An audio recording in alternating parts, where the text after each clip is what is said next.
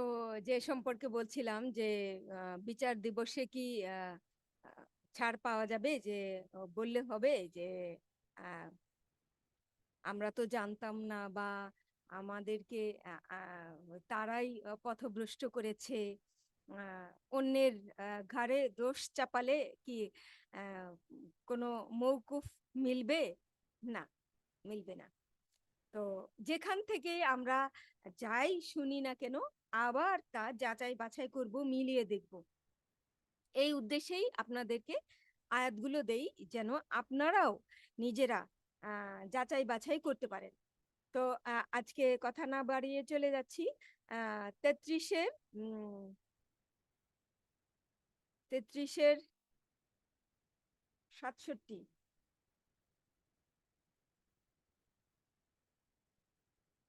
একটু কনফার্ম হই। আহ, হ্যাঁ, 33-67। তারা আরো বলবে, হে আমাদের পালনকর্তা, আমরা আমাদের নেতা ও বড়দের কথা মেনেছিলাম, অতঃপর তারা আমাদের পথভ্রষ্ট করিয়াছিল। কিন্তু এই কথা বলে কি পার পাওয়া যাবে? হে আমাদের পালনকর্তা, তাদেরকে দ্বিগুণ শাস্তি দেন এবং তাদেরকে মহা অভিসম্পাত করুন। তারপরে বলছে 33-69, হে মুমিনগণ, মুসাকে যারা কষ্ট দিয়েছে, মানে এখানে বাকিটা আমার দরকার নাই, কারণ এই যে এর আগেও আপনাদেরকে দেখিয়েছি যে বলবে যে তাদেরকে দ্বিগুণ শাস্তি দেন। তখন সৃষ্টিকর্তা বলবে যে প্রত্যেকের জন্যই দ্বিগুণ। আর যারা এখানে পাচ্ছেন না, গত পর্বের ভিডিওটা একটু দেখে নেবেন প্লিজ। তারপরে এখন চলে যাচ্ছি 38:61। 38-এ 61, 62, 63,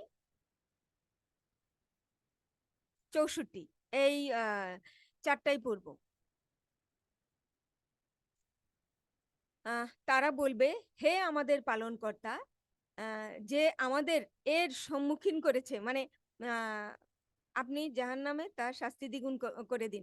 ওই যে একটু আগে বললাম যে যে আমাদের এই আগুনের সামনে আসতে বাধ্য করেছে, যার শিক্ষা নিয়ে আমি আগুনের সামনে এসেছি, যাকে ফলো করে, যার কথা শুনে তাকে আপনি দ্বিগুণ শাস্তি দিন। তারপর কি বলবে? তারা আরো বলবে, আমাদের কি হলো যে আমরা যাদের মন্দ লোক বলে গণ্য করতাম, তাদেরকে এখানে দেখছি না। মানে আমরা জীবদ্দশায় যাদেরকে মন্দ ভাবতাম, তারা তো এই আগুনে নেই, বা এই দোজখের আশেপাশেও দেখছি না। উম এটা কিন্তু যারা যারা রিচুয়ালে খুব বিশ্বাসী, তারা বলবে যে হ্যাঁ দেখেছো, আহ, উম, উম, যা আমরা যাদেরকে ভাবতাম যে হ্যাঁ তারা দোজখে যাবে, কোথায়? তাদেরকে তো দেখছি না। আবার যারা তেমন রিচুয়ালিটি পালন করে না, তারা মনে করবে, হ্যাঁ আমরা যাদেরকে ভাবতাম যে তারা তো খুব ধর্ম টর্ম পালন করে, আহ, তারা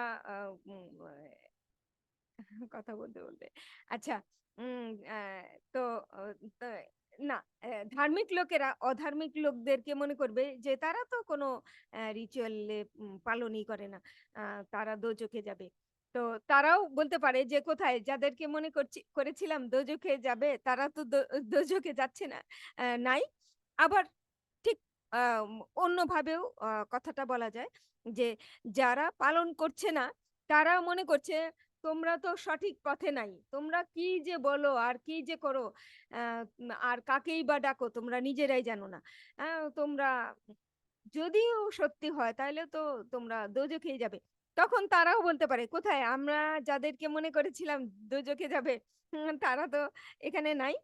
সুতরাং যে যে অবস্থায় আছে, সে তাকে বাদ দিয়ে সবসময় অন্যজনকে অপরাধী করার প্রবণতা আমাদের মধ্যে অনেক বেশি।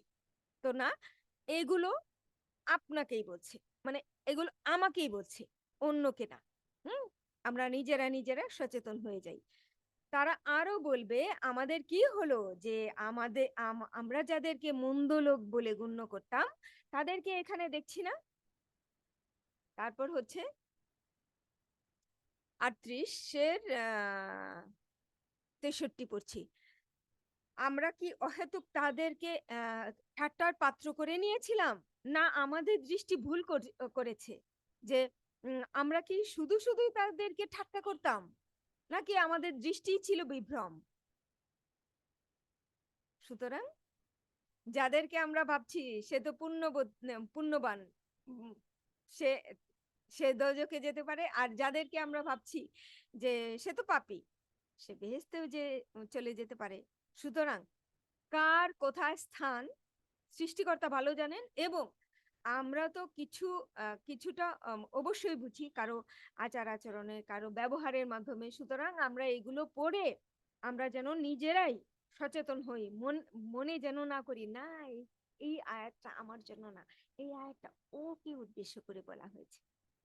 তারা এই যে উম, উম, আহ, শেষ দিবসে তাদের অবস্থা এমন হবে যে ওই তো আমাকে শিখিয়েছিল, সেই তো আমাকে পথভ্রষ্ট করেছিল, সে এভাবে বলেছিল তাই আমি পালন করেছি। হবে না। আচ্ছা, তারপর চলে যাচ্ছি ৩৮-এরই ৬৪।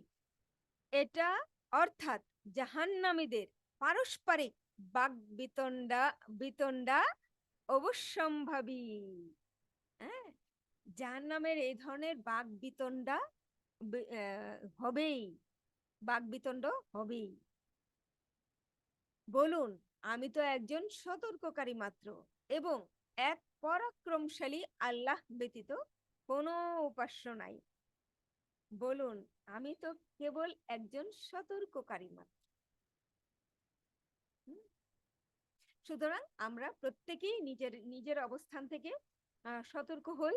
আহ পরীক্ষার খাতায় তো বললে হবে না যে ও তো আমাকে বলেছিল এই প্রশ্নটা আসবে না, এই জন্য আমি এই পড়াটা তো পড়ে আসিনি, বা এই এই সম্পর্কে আমি আমার কোনো প্রস্তুতি নাই কারণ সে আমাকে ভুল সিলেবাস দিয়েছিল।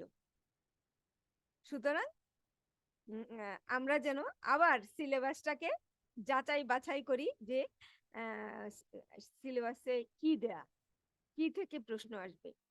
আহ, এখন কিন্তু যাচাই বাছাই করা অনেক বেশি সুবিধা হয়ে গেছে। আপনি টিপ দিলেই কম্পিউটার, হাতে ফোন থাকে, যে কোনো সময় যে কোনো জায়গায় আপনারা আবার আয়াতগুলো মিলিয়ে নিতে পারবেন যে কোনো অবস্থানে। যারাই আমার এগুলো শুনছেন আমি চাইবো যে আয়াতগুলো আবার মিলিয়ে নেন। এখন আমরা শেষ পর্যায়ে প্রায়, এটা হচ্ছে ৪১-এর ২৯ পড়বো আমরা। হুম, ৪১-এর ২৯। কাফিররা বলবে হে আমাদের প্রতিপালক বা পালনকর্তা, যেসব জিন ও মানুষ আমাদিগকে পথভ্রষ্ট করিয়াছিল তাদেরকে দেখাইয়া দাও, আমরা তাদেরকে পদদলিত করিব যাতে তারা যথেষ্ট অপমানিত হয়। আর অপমান করে লাভ কি? তখন তো নিজের প্রাণ বাঁচা করবে। নিশ্চয় যারা বলে আমাদের পালনকর্তা আল্লাহ অতঃপর তাতে অবিচল থাকে, তাদের কাছে ফেরেশতা অবতীর্ণ হয় এবং বলে তোমরা ভয় করো না, চিন্তা করো না এবং তোমাদের প্রতিশ্রুতি জান্নাতের সুসংবাদ শোনো। হুম, এটা মৃত্যু কালীন সময়ে, মরার পূর্ব মুহূর্তে। ইহকাল ও পরকালে আমরা তোমাদের বন্ধু, যেখানে তোমাদের জন্য আছে যা তোমাদের মন চায় এবং সেখানে তোমাদের জন্য আছে তোমরা দাবি করো। আচ্ছা, যা খুশি তাই পাবো, প্ল্যান করি কি চাইবো, নিরাশ হতে নাই। তো আজকে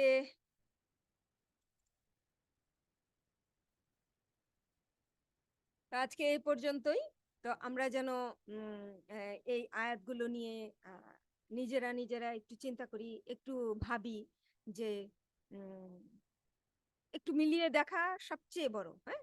আমি কি বলেছি, আমি আমিও কিন্তু সেদিন অস্বীকার করব না। আমি আমার আমি ভুল দেখেছিলাম তাই ভুল নাম্বার দিয়েছি বা আমি ভুল দেখেছিলাম বলে ভুল বলেছি।